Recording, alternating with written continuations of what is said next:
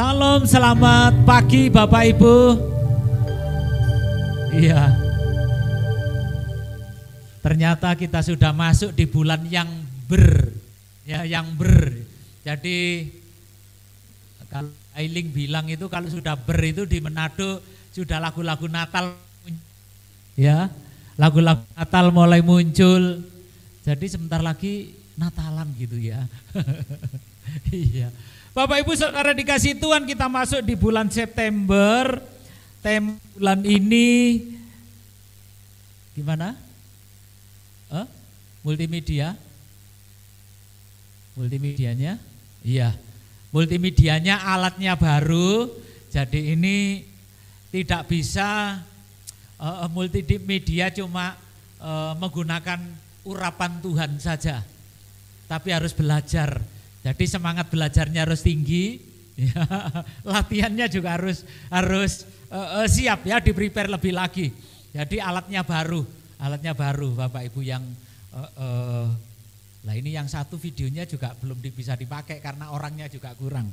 Ya sebetulnya alat itu yang bisa bergantian gitu. Oke. Jadi tema kita di bulan ini yaitu kunci kuasa, ya kuasa.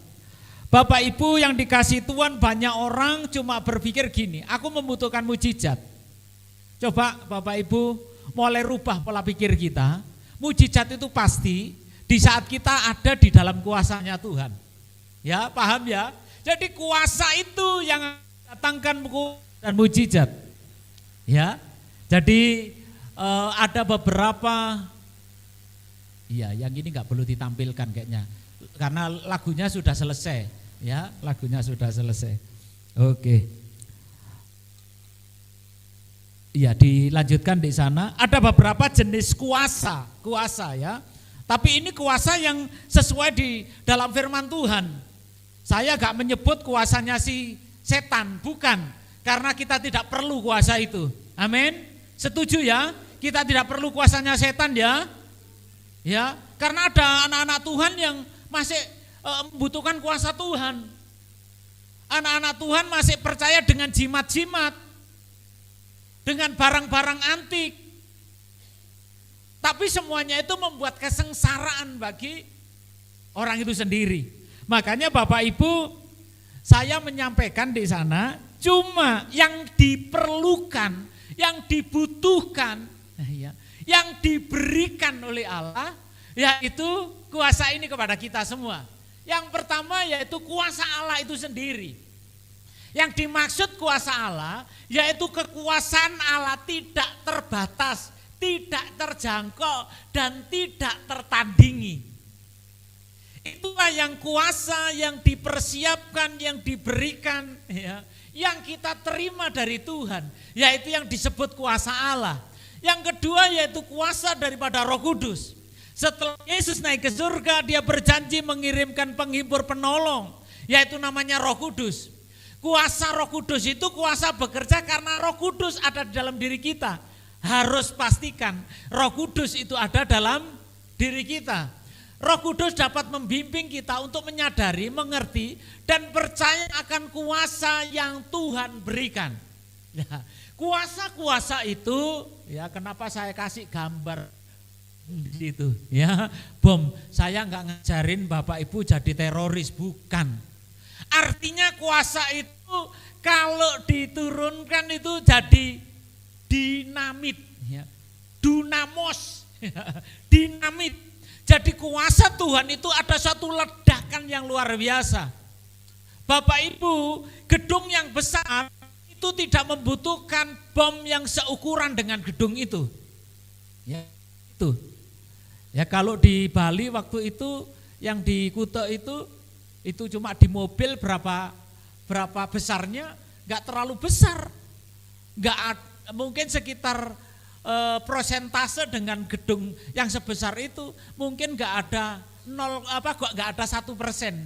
ya mungkin 0 sekian persen gedenya bom itu dan menghancurkan dan korbannya cukup banyak di situ. Jadi Bapak Ibu berbicara kuasa, ledakan itu yang luar biasa seperti tadi. Ya.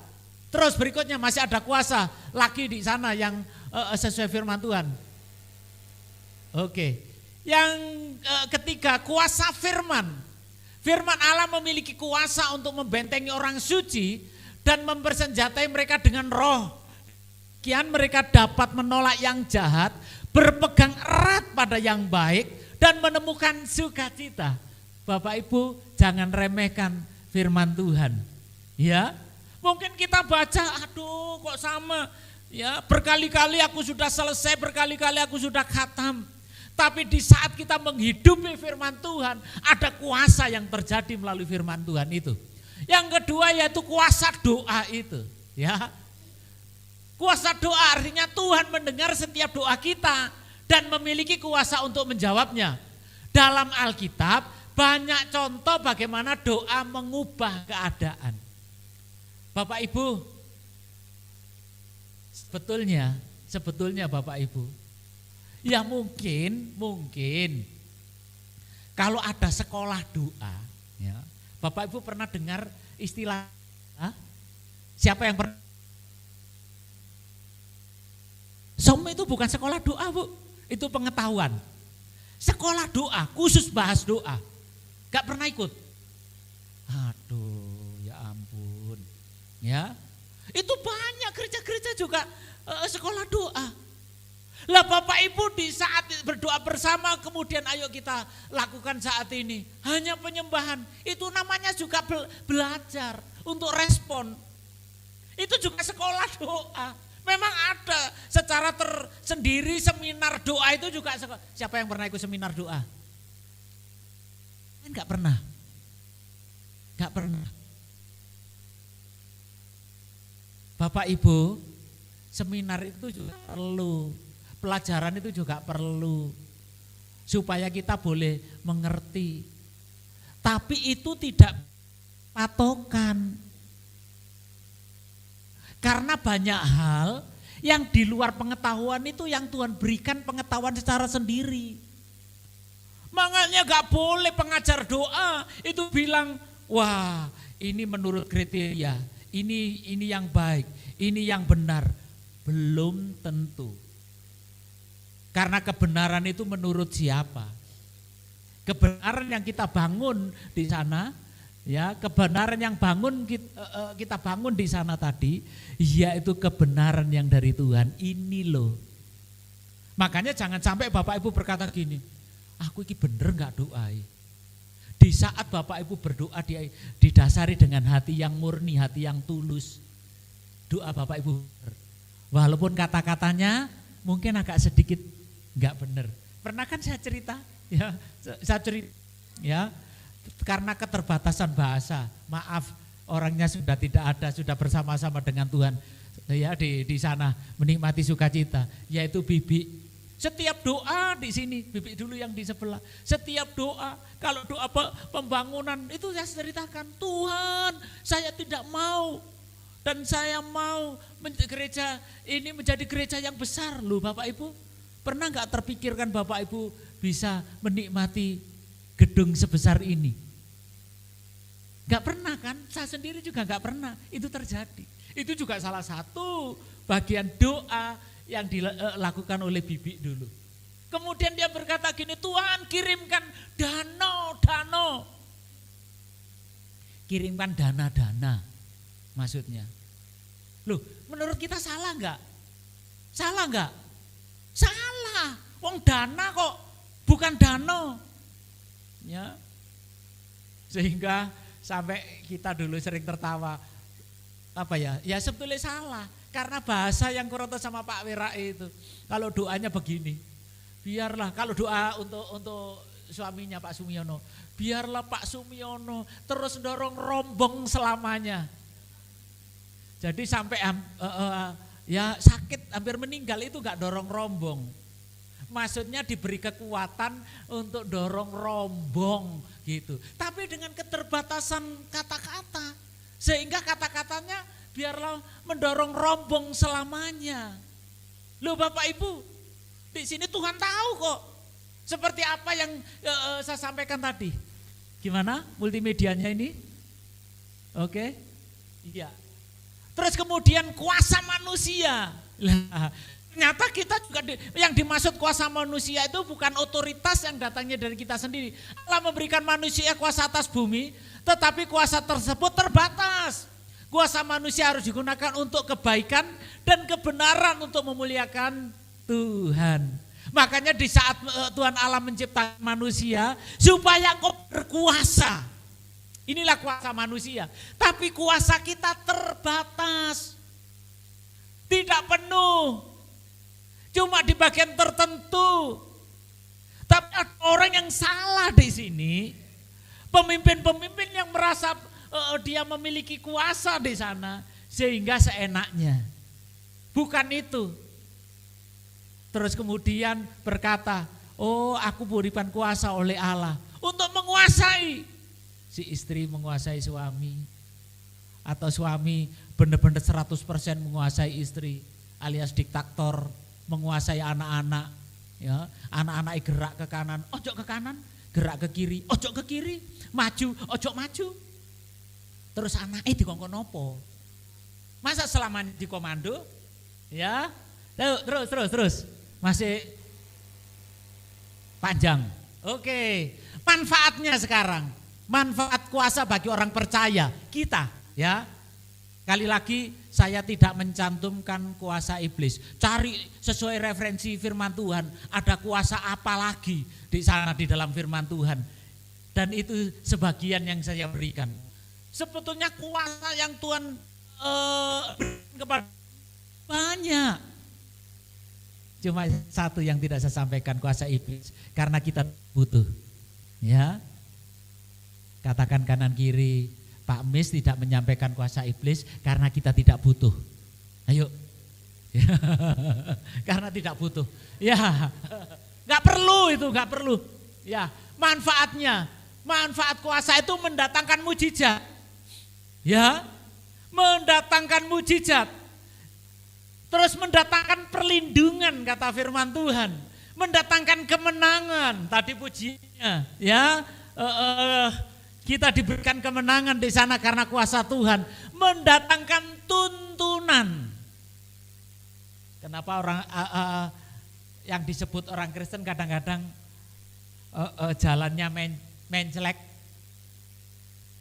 Karena tidak ada dalam kuasa Tuhan. Yaitu melalui kuasa firman Tuhan. Terjadi tuntunan. Mendatangkan kuasa untuk menguasai makhluk yang lain.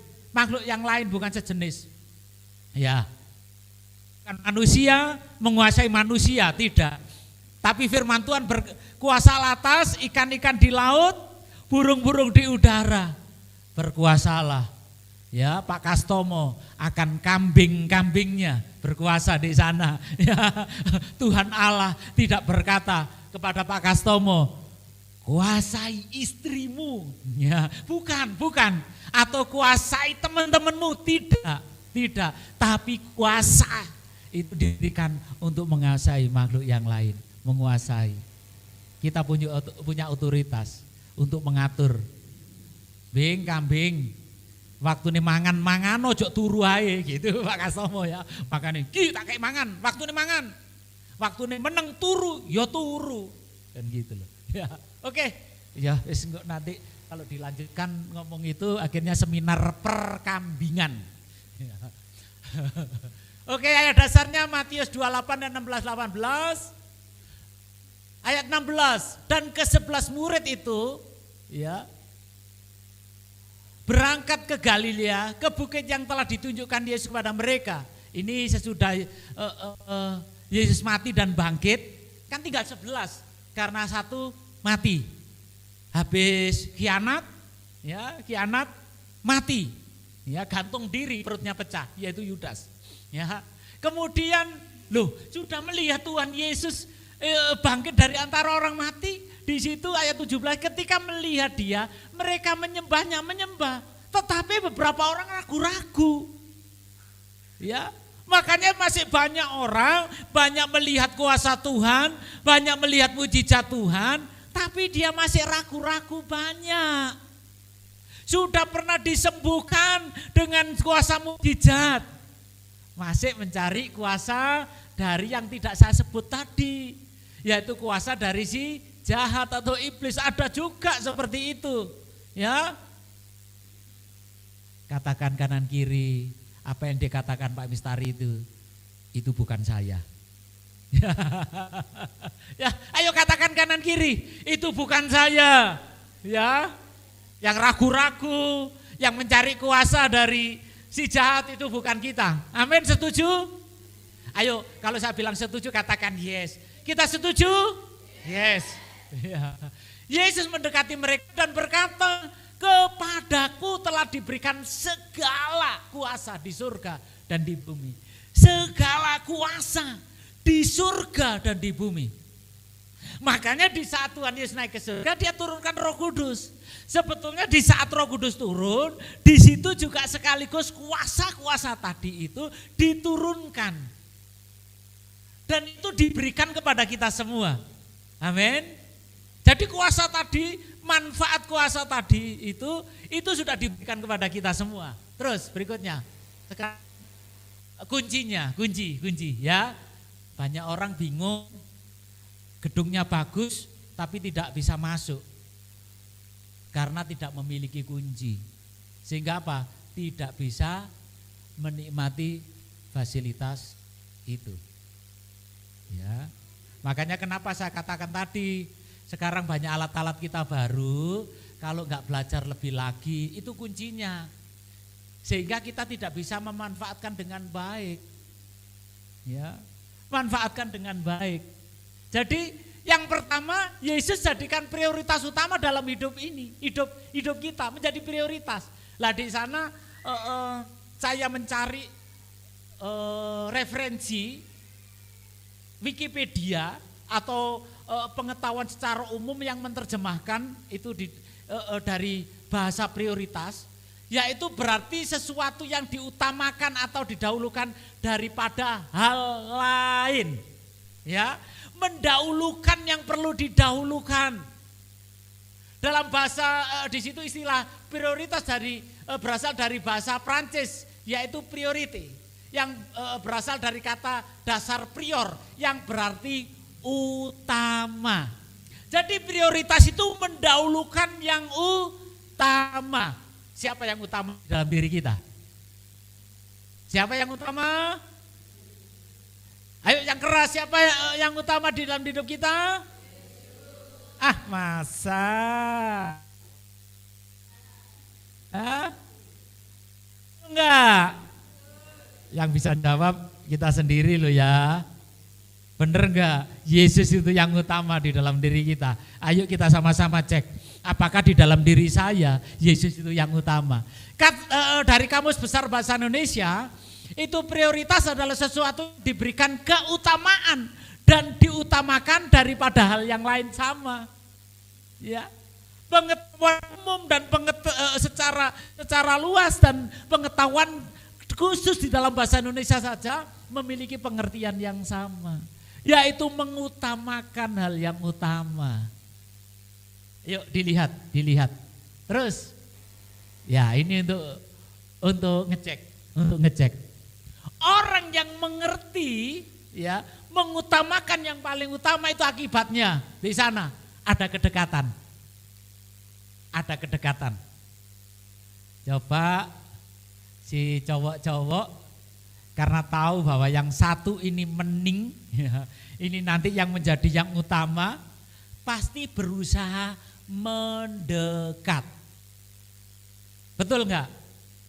Berusaha mendekat. Terus kemudian akibatnya ada pengenalan secara pribadi. Ada kedekatan. Waktu masih jauh, belum begitu dekat, saya percaya Bu Ailing nggak tahu kesukaannya Pak Edi. Sekarang pasti tahu kesukaannya apa Bu Ailing. Makannya apa kira-kira paling disukai? Oh bakso ya. Ya nanti kalau ada yang rindu memberkati ngajak makan Pak Edi, ajaklah makan di bakso. Ya. Jadi Bapak Ibu di sana, setelah kita dekat kita tahu Kenapa kita tidak tahu kesukaan Tuhan Yesus? Karena kita tidak dekat. Ya. Kita tidak tahu apa yang menjadi tidak kesukaan Tuhan Yesus. Karena kita tidak dekat. Kira-kira Pak Edi, ini seputar Pak Edi sekarang. Apa makanan yang tidak menjadi kesukaan untuk Bu Aileen? Yang enggak suka loh dia. Maksudnya enggak suka ini bukan tidak sama sekali. Tapi kalau semangat untuk menikmati makanan itu yang paling rendah. Misalnya kayak tadi Pak Edi bakso mungkin 3 porsi habis karena suka gitu loh. Kalau enggak suka ya 1 yang ngentek-ngentek no gitu. Kira-kira kalau Bu Aileen apa yang enggak paling enggak sukai? Hah? Kebalikan, bakso. Wah, berarti enggak pernah berebut dia. Ya, enggak pernah berebut. Ya, betul gitu. Carilah pasangan yang tidak sama supaya enggak berebut. Ya. Kalau saya di antar tetangga gitu daging ayam ya masakan gitu. Kalau kepala saya enggak pernah respon. Karena itu bagiannya istri saya. Ya, kalau kepala, kalau ceker dia pasti enggak mau. Yang pertama enggak suka jari gonok dagingnya, lek tinggi nyokot opo untune entek. Ya, gitu. Jadi itu bagian saya.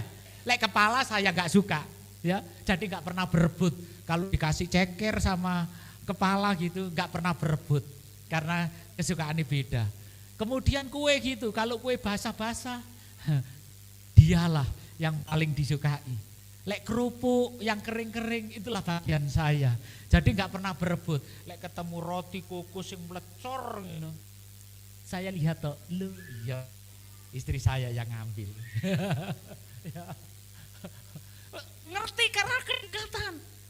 Sekarang saya tanya sekali lagi. Kita tahu enggak kesukaan Tuhan Yesus? Ayo, jawab sendiri-sendiri. Kalau belum tahu, bilang malulah terhadap diri sendiri. Dengan diam-diam, aku malu, belum tahu. Sudah lama jadi orang Kristen, tidak tahu kesukaannya yang kita dekati. Yakobus 4:8, mendekatlah kepada Allah dan Ia akan mendekat kepadamu. Tahirkanlah tanganmu, hai kamu orang-orang berdosa, dan sucikanlah hatimu, hai kamu yang mendua hati. Lah ini tadi. Kenapa kita tidak mengerti? Karena bisa juga mendua. Terus di sana bukan berkata mendekatlah kepada Allah, Ia akan mendekat. Bukan artinya itu di saat kita dekat Allah itu dekat, bukan. Allah itu sudah dekat. Dan kadang-kadang yang sering itu membuat kita menjauh adalah kita sendiri. Allah berusaha mendekat terus, tapi kita berusaha mundur terus. Itu yang membuat kita tidak pernah ketemu. Coba di sana, kalau Allah sudah mendekat, ya. Coba kalau lihat film India, kalau ketemu sama pasangan enggak lemu, dia dari jauh, mesti saya, Yani, gitu kan, slow motionnya gitu kan, lari, ya. Kemudian di sana Bu Yani lari, Kakanda Misteri, gitu kan, ya, asik kan, asik kan. Coba pasti Anda tertawa di saat saya bilang begini, Yani sayangku, terus si Yani gini, aku enggak mau mundur gini, pasti gini, bahasane Kedirian, mistari kelejingan. Wis, ono sing kelejingan di sini ya. Ya, artinya kelejingan itu apa ya? Apa ya terjemahan itu? Tolong yang Kediri dikasih terjemahan untuk Sumbrawan. Gimana? Sing tepat gitu loh. Kayak kisinan gitu loh. Kisinan malu gitu loh. Kelejingan akhirnya apa? Di saat saya bilang Yani gitu, terus Bu Yani ini agak menghindar. Jadi saya agak sedikit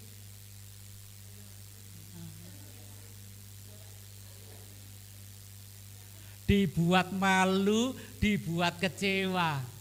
Itu mungkin gitu, mungkin lek bahasane Kediri jarine kelejingan. Ayo ngomong sama kanan kirinya. Tuhan tidak pernah tak buat kelejingan, enggak pernah. Karena Tuhan terus nyari. Ya. Dia terus berkata gini, Pak Samuel, gitu Tuhan. Ya. Akhirnya respon di sana. Lah itu loh harus seperti itu. Ayo sama-sama seperti dilakukan Pak Samuel. Ayo saya bilang, Bapak Ibu semua.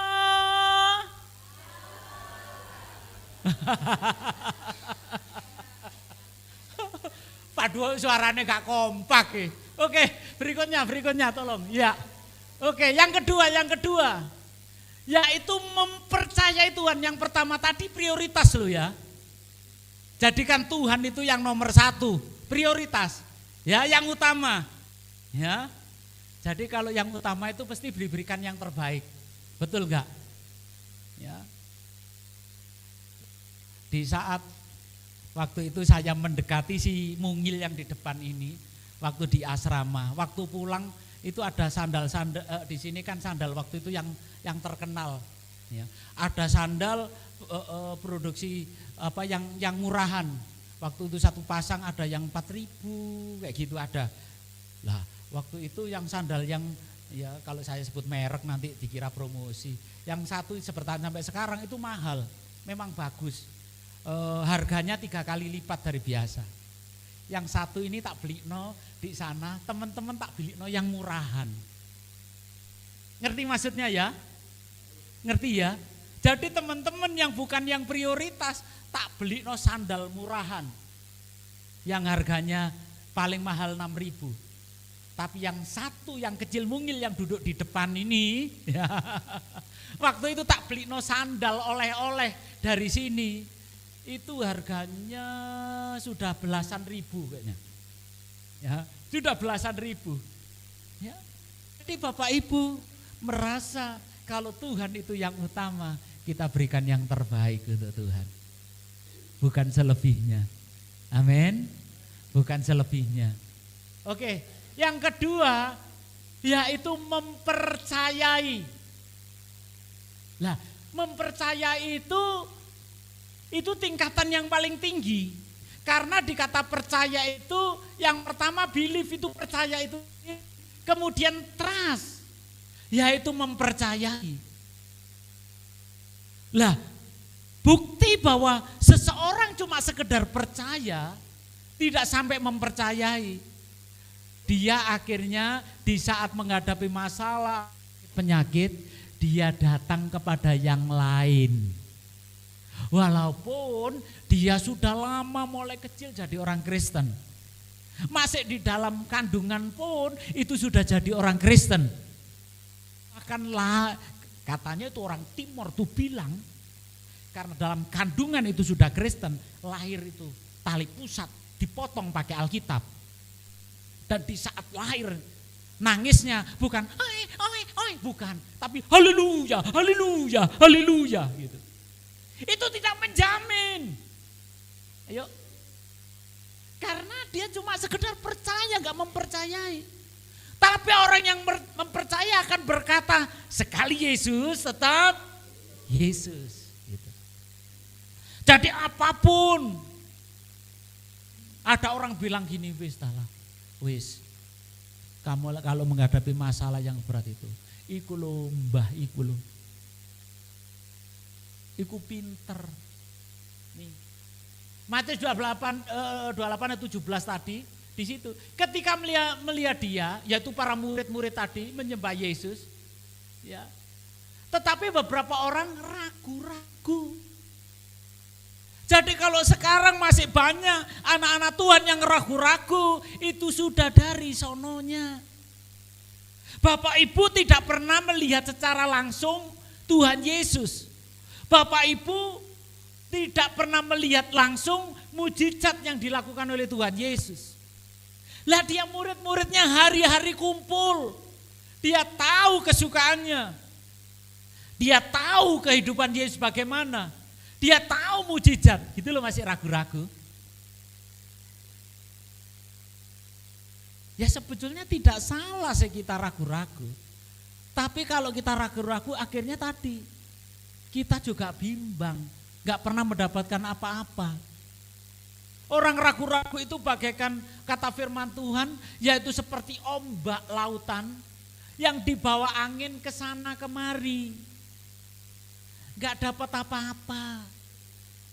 Bapak Ibu ya di sini mendahulukan semuanya dan kemudian kita mengambil resiko mau lembur lah. Tapi gak ngerti sampai mempercayai apa yang Bapak Ibu lakukan itu sia-sia. Yuk kita sampai mempercayai. Amin. Mempercayai itu segala sesuatu Yesus yang kita utamakan, kembali yang poin pertama tadi. Ya. Jadi Bapak Ibu di sana yaitu jangan sampai ragu-ragu. Kemudian berikutnya, percaya kepada Tuhan Yesus berarti mempercayai Yesus. Ini pengertian mempercayai. Sebagai Kristus atau Juru Selamat, mematuhi perintah-perintahnya. Mematuhi perintah-perintahnya. Ya. Bapak Ibu, saya dan Bapak Ibu Saudara sudah patuh enggak terhadap firman Tuhan? Sudah taat enggak? Atau di saat kita baca firman Tuhan atau dengar firman Tuhan, ini ngomong gini, oh firman Tuhan ini cocoki kanggo bojoku. Ada kan orang seperti itu? Ada kan? Enggak pernah dia berkata, waduh cocok kanggo aku. Cocok kanggo aku. Waduh sakjane firman Tuhan, misalnya ya, Bu Rintoko ngomong begini misalnya. Sakjane iki firman Tuhan iki cocok kanggo Bu Umar. Itu banyak yang terjadi seperti itu. Tapi di sini enggak ada. Firman Tuhan itu cocok untuk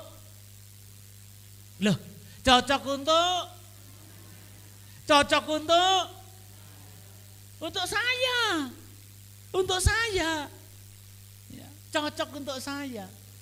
Mengandalkan kuasa kasih, membiarkan diri dituntun dan dibimbing oleh Tuhan. Menyerahkan diri kepada Tuhan, dituntun. Bapak Ibu, banyak orang saat ini sesuai kondisi di Malang Raya. Banyak yang berot, dituntun Tuhan gak mau. Berot itu kan di saat dituntun gini, mulai ngomong, pernah kan nuntun anak kita ngambek, ya, dituntun gini,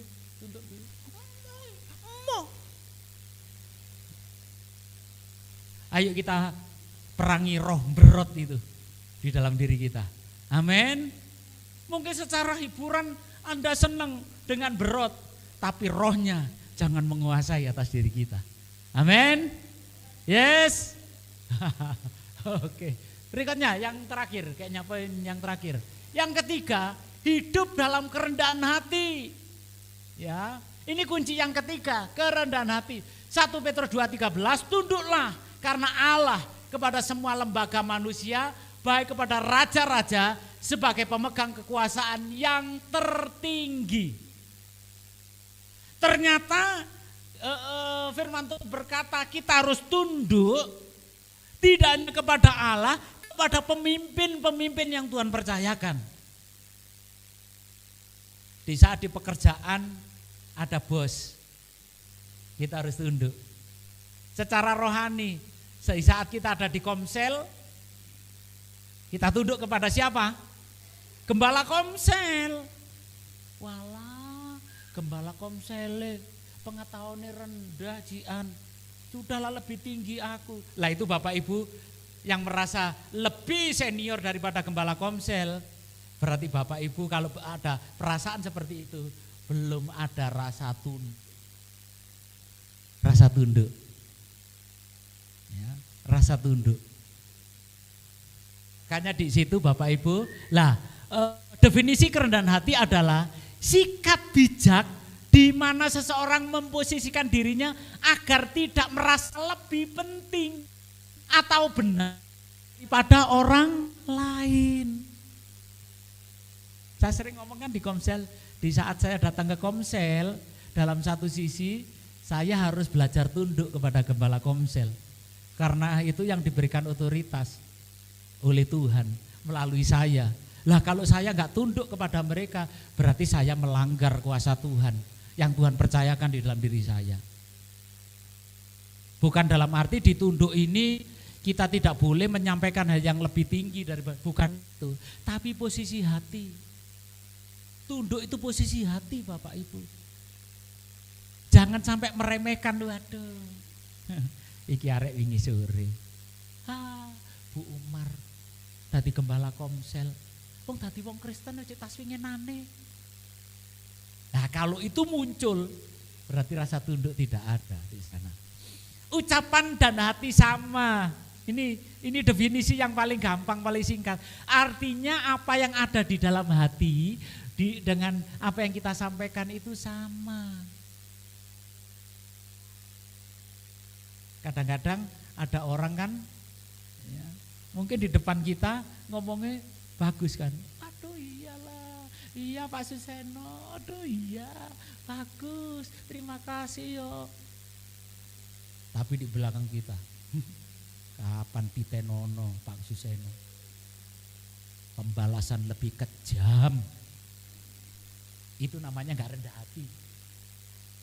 Kata firman Tuhan, berkatalah ya di atas ya dan tidak di atas tidak. Selebihnya itu daripada si jahat. Kalau kita ngomong di hati kita iya, ngomongnya tidak, berarti itu dari si jahat. Makanya tadi saya tidak menyampaikan kuasa si jahat karena kita tidak butuh. Yuk, terus 4 kriteria rendah hati. Ini saya ambil dari pengajarannya Ketua Sinode, yaitu Pak Adi Abraham. Di saat sidang sinode, ya, ini yang disampaikan kepada para pemimpin-pemimpin, ya, supaya tetap memiliki kerendahan hati di sana. Ya, walaupun Tuhan bawa, tetap dibawa kerendahan hati. 4 kriteria kerendahan hati. Yang pertama, punya kerelaan atau keberanian untuk mengakui kesalahan. Lah ini, ya, ini nggak gampang buat pemimpin, nggak gampang buat suami ngomong iya maaf. Itu nggak gampang. Tapi suami yang rendah hati, dia akan berkata, iya aku salah loh Ma, aku salah. Ya. Terus mau diajar dan belajar, mau diajar, tidak merasa pinter cukup, lebih senior, tidak. Makanya Bapak Ibu beberapa kali saya ngomong, kalau ngobrol sama Pak Sawal, Pak Kastomo, para penatua, kalau jadi pendeta zaman dulu cukup Alkitab saja cukup. Zaman sekarang enggak, karena semua serba baru, termasuk Bapak Ibu melayani. Ayo, beberapa tahun yang lalu gitar bass itu senarnya berapa? Hah? 10. Lah itu kan dung dung dung dung, tak dung dung dung dung dung, yang kotak kan itu dikasih akeh. Ya. Dulu paling banyak kan 4. Lu saiki ono 5, kalau enggak salah ono sing 6 ta yo. Gitar bass ada yang 6. Loh, lah kayak enggak belajar. Bapak Ibu dulu drum itu pakai sing jebrang jembreng jembreng jembreng jembreng jembreng. Lu sekarang bisa diatur. Kalau drum yang itu cuma seperti, lah ini lo bisa di-set pakai ketipung. Ayo, coba kalau nggak belajar, mentok Bapak Ibu. Ya. Milih-milih. Bapak Ibu tahu kenapa saya pakai punyanya Singer ini, mic-nya, tahu? Ayo coba bedakan dengan, rotok jual mahal sekarang gitu loh karena ada. Coba bedakan dengan mic yang lama. Cek 1, 2, 3. Cek 1, 2, 3. Ayo, Bapak Ibu bisa membedakan? Bisa enggak? Lah ini contoh yang nyata. Gitu loh. Semuanya. Bukan enggak bunyi, enggak peka. Ini buka potensinya lebih gede loh ini. Cuma begini loh. Cek 1, 2, 3. Lah ini Ini cuma separuhnya dari ini. Cek 1, 2, 3. Wah, ya. Suaranya cempreng itu tadi. Loh gitu, Bapak itu perlu belajar. Ya. Kemarin yang belajar soundman, lah iki ndelok potensi uning ini ngelu loh ya. Lah kalau belajar yo ngelu lah gak mau belajar.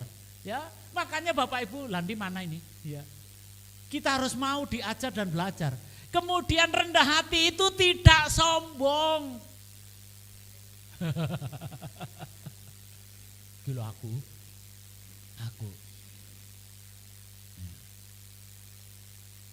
Hati-hati. Sombong itu menganggap dirinya setara dengan Tuhan. Luar biasa binasa ini. Ya, luar binasa bukan luar biasa. Karena menganggap dirinya setara, sejajar dengan Tuhan. Itu sombong. Bahkan dia berkata dirinya itu Tuhan. Mungkin lebih tinggi dibanding Tuhan itu sendiri. Ya, itu sombong. Kemudian yang keempat, kriteria rendah hati. Lah kita sudah rendah hati enggak di sini? Tidak egois, melainkan mengutamakan kepentingan orang lain. Bukan untuk kepentingan pribadi, tapi kepentingan orang lain bersama. Bapak Ibu lek cek egois. Aku lek berbuat iki untungku apa sih? Itu belum sampai masuk di rendah hati. Ya. Jadi Bapak Ibu, ini 4 kriteria yang waktu itu disampaikan oleh Ketua Sinode. Ya. Terus firman Tuhan yang terakhir di sini. Oke. Yudas 1 ayat 24. Ya. Bagi dia yang berkuasa menjaga supaya jangan kamu tersandung. Ya, jatuh tadi, Tuhan berikan kekuatan. Dan yang membawa kamu dengan tak bernoda, tetap memiliki hidup benar, kudus. Dan penuh kegembiraan di hadapan kemuliaannya. Penuh dengan gembira. Karena ada kemuliaan, kabot. Ya, kabot. Artinya aku dan segala milikku diberikan kepadamu. Itu loh Bapak Ibu. Ayo kita baca sama-sama. Di situ kata kamu, ya kata kamu itu ganti nama Bapak Ibu sendiri. Ya, kalau saya bilang Mestari ya Mestari. Ojo bilang gini, jangan Yani, lo gak cocok. Jangan Mestari gitu ya. Ya jadi tapi jangan ikut jangan Mestari. Sebut nama Bapak Ibu sendiri-sendiri. 1, 2, 3, mulai di Yudas. 1, 2, 3. Yudas 1.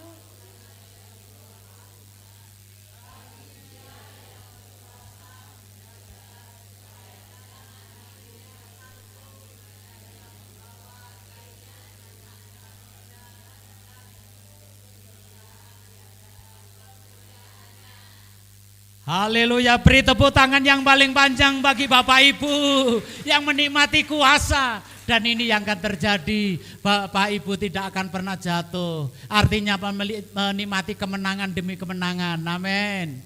Dan Bapak Ibu tetap hidup di dalam kebenaran. Sebab kebenaran itu adalah kunci untuk mendapatkan kuasa Tuhan. Kebenaran kunci juga untuk mendapatkan mujizat, pertolongan dan campur tangan. Dan penuh kegembiraan.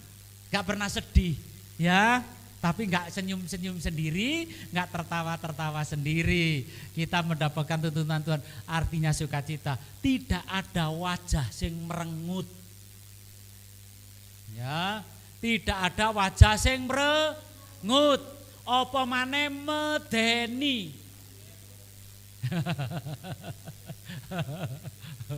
Ya, gak ada. Tapi sebab kita menikmati sukacita, wajah kita berseri-seri. Amin. Sukacita, ketemu siapapun, ya. Seperti Pak Adi itu loh, ciri khasnya Pak Adi. Dari jauh itu sudah kelihatan giginya lebih dulu. Ya, itu tanda sukacita, ya. Dari jauh itu Pak Adi. Ya. Ya.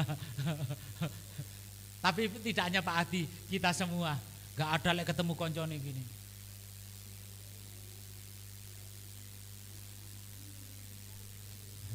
Ya, sebelum perjamuan kudus, kasih senyum satu dengan yang lain, kanan kiri. Ya, Kalau belum sikat gigi tadi lupa, ya wis.